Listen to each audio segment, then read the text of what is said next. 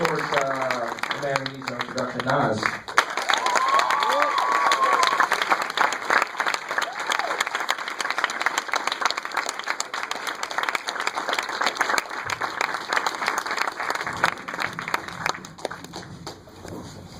So I just want to start off by saying, thank you for all the really honest, great tunes.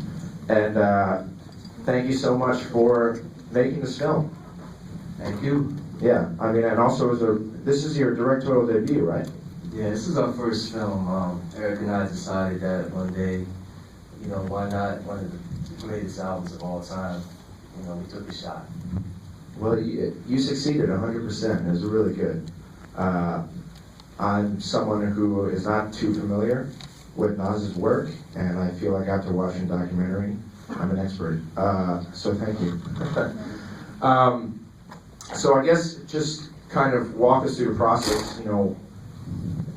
How did you get this movie made, and how long did it take? I think, in 2004. First, thank you all for coming here. This is amazing for us. We just took a flight here yesterday, and to screen the film for people who work in the film industry to understand this message that we're trying to show the world is amazing for us, because we screened in Queensbridge, we screened at the MoMA, and for us to be here with you was really an amazing journey for us, so thank you for coming. But even more to build on that journey, in 2004, we actually started shooting this film just as a bunch of friends who got together.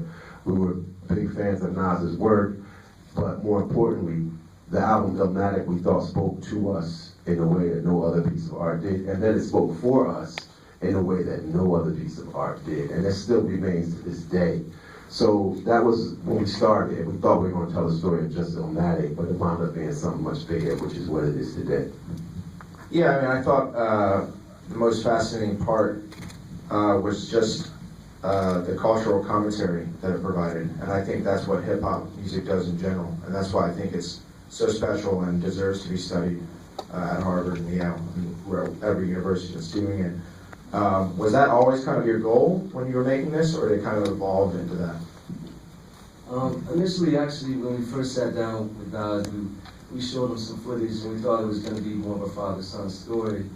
And then Nas expressed to us how important it was to really talk about the mother and so forth. And we really wanted to, as we started to really develop more of the themes and concepts, to really also look at community and really look at issues. Queensbridge is such a vast community. There's so much love there, but some of the issues that we addressed in the film are some of the issues that are going on now 20 years later. The dropout rate is crazy. The prison systems are just out of control.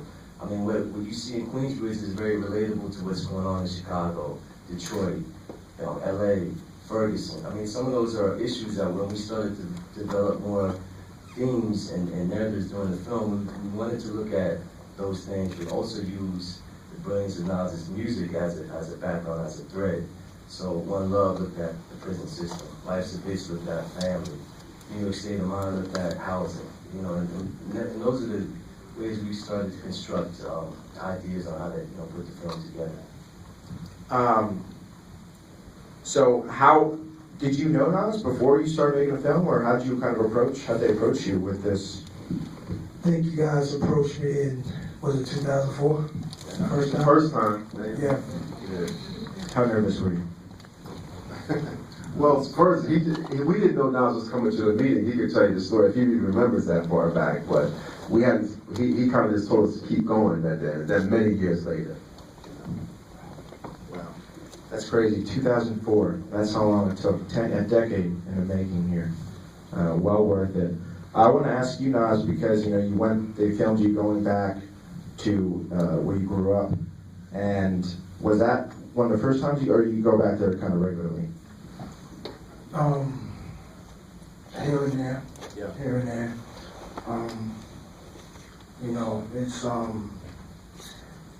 It's right near Manhattan. I usually stay in Manhattan, and it's right over the bridge. So if I get bored, while I'm in the city, I go hang out over there. and how, you know, growing up there and then going back there, you know, have things gotten better? Has it gotten easier for families to live there, or are all the same problems still there? I see the same problems, same stuff. I don't know which time period was worse, me growing up in the 80s or now. It's hard to you know, figure that out. Growing up, it was a lot of good too. You know, I don't want the film to just portray my neighborhood like it was all bad people. You know, I know that's a lot of it, but you know, a lot of great people live there too, and still great people living there today. People who are really like, you know, give you that feeling, that sense of community when you come there. People who are proud to be from there. People who organize basketball teams and events, and they do a lot of great things in the community, and there's a lot of love out there too. And but of course, times have changed. More guns around there than it was when I was coming up. So problems, jail, prison, stuff like that. Yeah. And it seems like, you know, when the film kind of touched on the crack epidemic, it just kind of reminded me of, you know, I think there's a lot of talk nowadays about the war on drugs and when's it going to end, and was it worth it? Is it working or whatnot? So I was just curious kind of what your thoughts are on the war on drugs. It's working, but for who? It's working against who? And you know, it's messed up. The war on drugs is really a war on black teens. So no. Yeah. Now, in my opinion, it's not working. What about you guys? Anything to say about that? Yeah, for sure. I mean, everything that Nas just said. And back to Queensbridge too, because One9 and I both are not from Queensbridge. But when we went, we felt so much love in that place. I mean, you know, it's the largest housing projects in America. It's the biggest housing projects. So it's a good place to start when you're talking about studying housing projects. But there was so much love there at the same time. Like the people who came from Queensbridge and lived in Queensbridge, you know that some of, as you saw in the film, people fall victim to the drug wars. But at the same time, there's so much love. There's so many stories of, one time Nas came to our studio. This is later on in our project. You remember, Nas, you came to the studio, and we were showing Nas pictures of, you know, old pictures and old footage, and some of the stories you were telling about the pictures, which is what inspired us to get that story from the album cover, because you were telling the stories, and some of them were heartbreaking, and some of them were inspiring, and some of them were just, you were laughing. It was like a lot of love, and we could tell that, you know, in those pictures, it told the story of life. You know, a lot of it was, you know, the drug game got slayed a lot of people, but again, there was always some love behind it. By the way, that's the same day that we finally got Jungle to come. Jungle's in the house today too, everybody.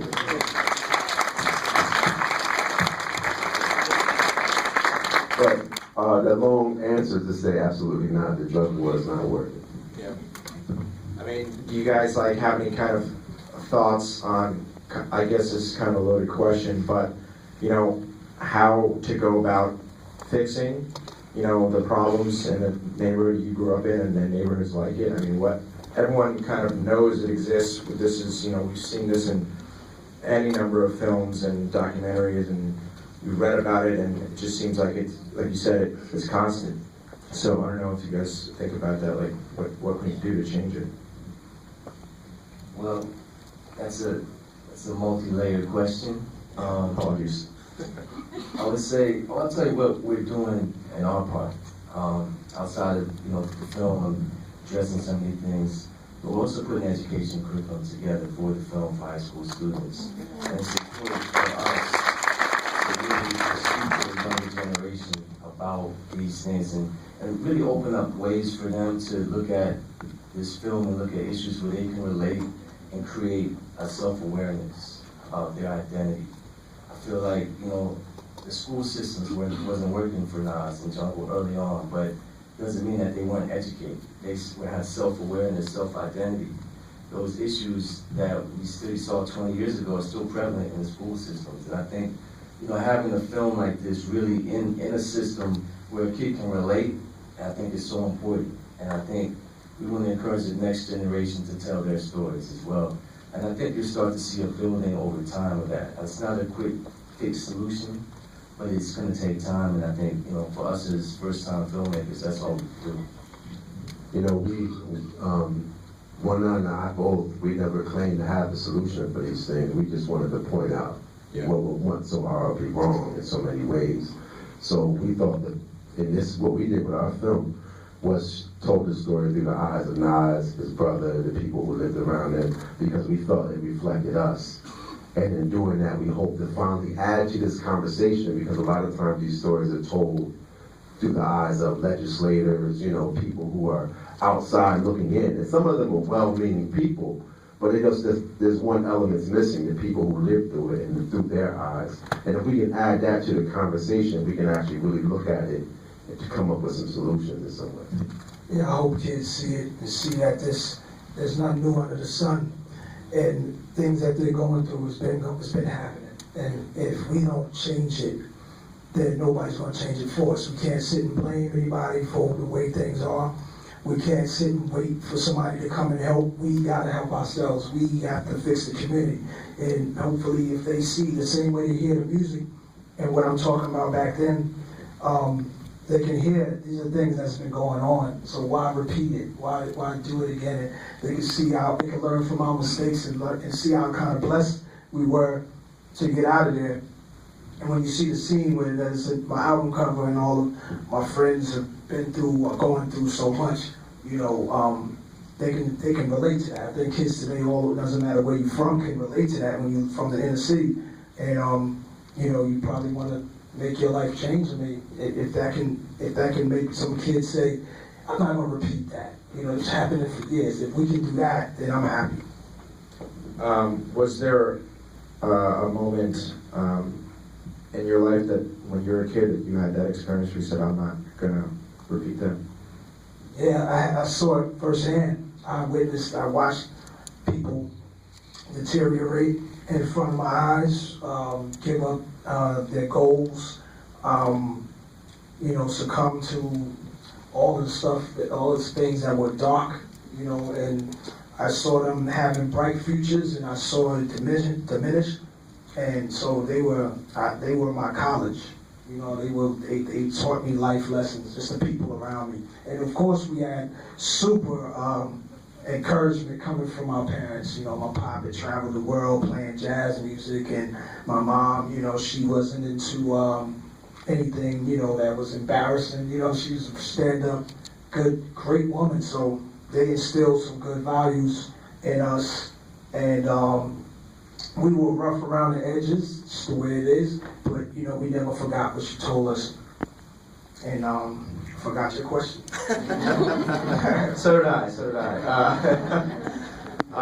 So you kind of said in the film at some point that you kind of realized that kind of without music you might have ended up with the rest of your friends who you're. By the way, what I thought the best scene in the film was when you're looking at the picture and you're going through what happened to them, and you see like two little boys and they're in prison now and he's dead and this and that, and it was just such a great example of what you're supposed to do in filmmaking a show, not necessarily tell, and it was just a great, powerful moment, so thank you for that. But you said kind of music saved your life, and I know there's a kind of a big issue out there with schools cutting funding for music and arts programs, which I think for a lot of kids, that's kind of how they learn and that's how they connect. And I was wondering do you think if you had that in your school, if you had kind of like a music and arts program, that you might have stayed in longer? Yeah, because those were probably my favorite classes. That, science, those were my favorite classes. So they make a big difference. Music saved my life, but I can't just sit here and say, I was just this lucky guy and music saved my life. There was something in me that wanted more. There was something in me that, I always wanted to be the guy that knew who was the people behind the curtain, pulling all the strings. And so it was just, me being a fan of like the movies I was watching and all the entertainment I saw, they inspired me and made me want to do things like a George Lucas or a Steven Spielberg. So I had dreams of being like a screenplay writer or running companies. And Still time, man. Got that pen and pencil. oh man, I'm gonna leave that to you guys. But, yeah. But anyway, well, I just want to finish that. Like, it wasn't just rap. It's something in all of us that it's something we're born with, and it makes us go for go for it all. And we're just born with that gene. And no matter what your situation is, if you're destined to do something, if you are really focused on it, it's going to happen. So I represent that guy from all those neighborhoods because there's tons of us. Maybe not tons, but there's a lot of us. Hear that, kids? Anybody out there? Eric, I wanted to ask you, because when you watch a documentary and then you see a credit that says written by, I think maybe a lot of people don't, you're used to going to see a drama or a comedy or thriller and you know someone writes a screenplay, but what goes into writing a documentary? I think, the title of writer for a documentary, you don't really write a story like a script.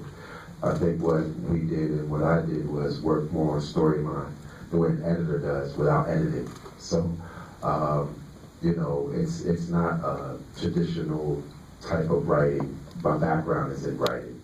Not that there wasn't writing to be done in this, but when it comes to putting together bits and pieces, but it's not the way you would figure a writer would do with a screenplay. More like storyline, more like the way an editor does and puts together pieces of story in long form outlines. So you're looking at footage and then that footage is kind of inspiring you to what story you want to tell. Right, and put it together. Well, actually, really, One9 and I both did that stuff together, Our titles are our titles, but we both did that stuff together. Yeah, it seems like this film, you get the director credit, but it's a film by both of you. Right. It seems like you're very collaborative. It seems like you kind of just tossed up, I guess you'll be writer and producer and I'll be director. It was kind of like, it wasn't specifically like that. One9 is more visual and had a visual presentation to start with. But I think in many cases we shared most of the responsibilities, We actually complemented ourselves, each other very well. My background as a writer, One9's background as a visual artist, and One9 is also a really good editor, really strong, great editor when it comes to film.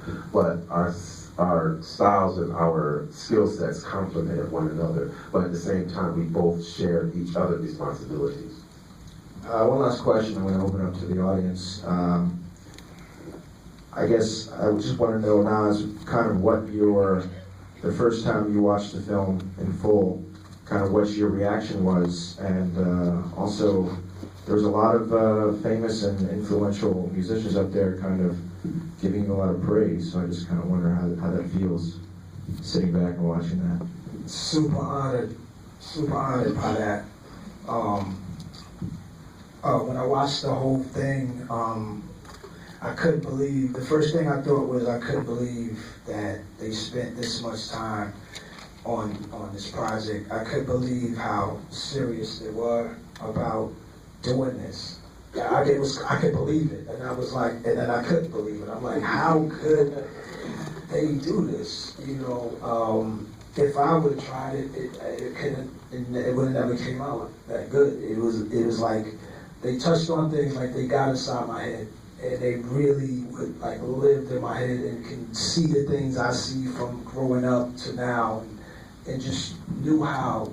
And it kind of told the story the way I wrote the album to begin with. It wasn't fancy, it wasn't super polished, it wasn't, put together in a way to hope you like it. It was like, it's raw as it could be. And I was just really honored that they would even care to tell my story or tell a story about one of my records and me. So I love these guys.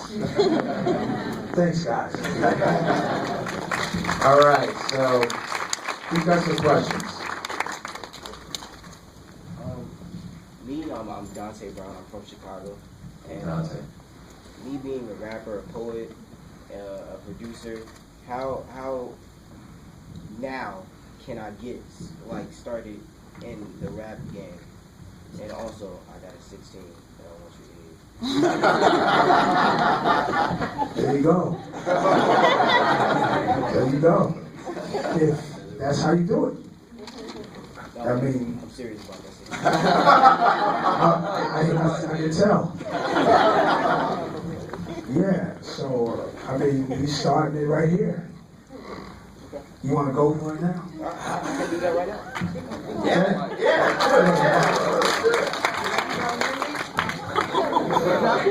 Test.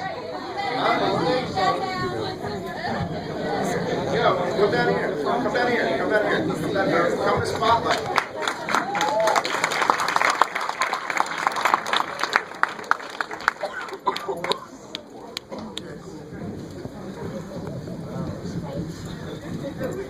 Not too long, but go for it. No, it's real quick. I'm Dante the poet. This ain't pretend, man. Jumping off the building. Mental with the lyrics. English teachers call me arrogant. Comic book reader. Spit hot like fajita. Quick like Derek Jeter. I'm a goofy just like Peter. It's me again. Tricking no treater. Always in the clouds cause people heavy sleepers. But watch it go on tour where people know my lyrics. But watch how... Hold it. Hold on, let me start over. This ain't pretend, man. Jumping off the building. Mental with the lyrics. English teachers call me arrogant. Comic book reader. Spit high like Peter. Quick like Derek Jeter. I'm a goofy just like Peter. It's me again. Tricking no treater. Always in the clouds cause people heavy sleepers. But watch the pillow turn hard when I become a leader. And hope I go on tour where people know my lyrics. I'm a nerdy bird that likes spoken word. And I'm a space ninja that likes swinging swords. I'm gonna stick to rapping and grow some herbs. So my place can smell like flowers and dirt. Thank you. Yeah. Oh, thank you so much. Thanks for that, bro. Thank you. I think you're well on your way. You gotta. I feel like you just gotta have big balls in this industry, and I think you got them. Agreed. Another question. You there? Hi, how are you? My name is Nia, and having been born and raised in East Flatbush, Brooklyn, I want to just say that Illmatic has always been part of our education from junior high school, and college, so it's already doing that, but I'm excited that you're going to actually form a curriculum to help break it down further for those who aren't fully exposed by nature, right? My other thing is, you said that you had visions of screenwriting like George Lucas, and similar to Star Wars, Illmatic to me is the hero's journey. You see the journey of you in the songs. And my question is, because I'm a fan and I know your albums and I know your music, somehow no matter where your journey has led you, with the fame, with everybody with it going globally, you still maintain to keep a pulse with your community and your fans. And my question is, what grounds you? And to be able to maintain that, because there's been so many artists that have gone so far from where they started, but you seem to have that consistent thread. And that is what makes us connect to you. So I'm just curious as to what keeps you in that space consistently. Well, thanks for your words. That means a lot to me. I don't trust anything. So I kind of just, I'm simple. I'm easy. I like what I like, but I'm simple. I don't see myself as anything but a writer, a performer. I see myself as an artist, and that's as far as it goes. The other stuff is for, when you get, I think it's easy to become like become somebody really self-centered, somebody that can really miss life by only seeing what the stardom, you kind of miss life. And as an artist, you need to pay attention to life, right? So you have stuff to write and stuff like that. I'd rather just stay there. That way I can just do life as I like it, and I don't have to worry about what else is going on and trying to fit in, and I just do what I've been doing for a while, and you know, we're all people, you know, so you know, I could come off as standoffish sometimes, but that's the way I've always been. It's not because of a record, you know, so, and I'm not standoffish, so I'm just to myself. So I pay attention to the people all the time. I always say people write my songs, you know, like, it's the people around me. It's when I see that, right? People are writing songs and don't even know it. I'm listening and I'm like, yeah, you know, so that's life and I'm simple. I got time for one last question, and I'm going to go from up there. You guys are done. You had your chance. And I'm biased because I was sitting next to that young lady up there, so I want to ask her a question, or let her ask it. Thank you for calling me a young lady. Thank you all for sharing your story. I'm from East New York, Brooklyn. I've been here for a while in the film business, and when I see a documentary abroad and it's honest as that, it's telling the story unfiltered, I really appreciate that, and I thank you all for that, especially you, Nas, and your brother Jonathan is funny. Jokes without even trying. I love that. You should see him every day. I was curious to know, where do you see this film? I know you want young children to see it, students to see it. What is the next step for this film after screenings like this, like broadcast? What is your ideal situation for this film? Well, like I said, we wanted to live in the school systems. We're also doing something with all the uncut footage that we have. There's probably 50 hours or more that's being donated to the Schomburg in Harlem. So we'll have access so people can look and research and be used as a teaching tool. I feel like it's important that, you know, people have access not just as a film, but really to understand people's lives. I think it's so important to relate. And so, you know, the education part is really what we're about at this point and moving forward with that. College courses being developed and, you know, really taking it to the community. We really want to encourage the next generation of filmmakers. I mean, you know, everybody has a phone these days that can shoot and record, and we feel like the stories need to come from inside the culture to be told. We don't want to look at the media to tell our stories. We want to tell our own stories. So we encourage the next generation of filmmakers to do just that. And plus, yeah, just to have a piece of, just to have a story on film about one hip hop story, like as a fan of hip hop myself, I don't see enough. Well, I mean, we do have, there's some documentaries that come on TV, but like, you know, coming up, I saw movies about the culture that really tried to, you know, Hollywood really tried their best. They didn't nail it all the time, but the fact that they cared, here and there, movies like Breakin' and Beat Street and Crush Groove, when you had Run DMC on the movie screen for the first time, with the Fat Boys and Cool J, those were like hip hop movies. They're gone now, you know. So hip hop movies about hip hop, right? So this is a documentary that's kind of, to me, is like, it has that same feeling, like it takes a period of time in the hip hop world and you just capture it, and hopefully like this will do to rap fans what those movies I just said did for me. So I don't, you know, we need this kind of stuff, so it's out there now, so. Well, guys, thanks again for the great movie, and thanks for coming. And everyone can head to the wine bar for reception, and hopefully you can be as ballsy as this kid over here, and go say hi to Good Nas. stuff. Thank you all. Thank you, Nas. Thank you.